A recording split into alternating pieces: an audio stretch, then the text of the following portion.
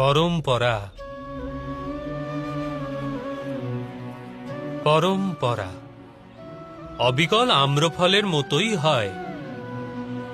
যখন ক্ষুদ্র থাকে তখন সবারই তিক্ত লাগে। কিছুকাল পরে তার স্বাদ হয় টক।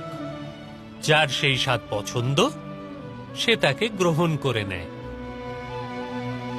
আর আরো কিছুকাল পার হলে তার স্বাদ সুমিষ্ট হয়ে ওঠে, সবার প্রিয় হয়ে ওঠে তখন সে।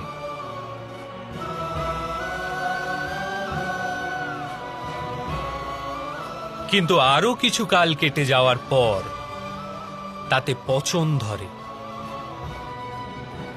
তা থেকে দুর্গন্ধ বের হয় মহামহিম। যে খায় সে ব্যাধি আক্রান্ত হয়ে পড়ে, আর অবশেষে পড়ে থাকে সেই ফলে শুষ্ক বীজটি, যার কোনো উপযোগিতা নেই।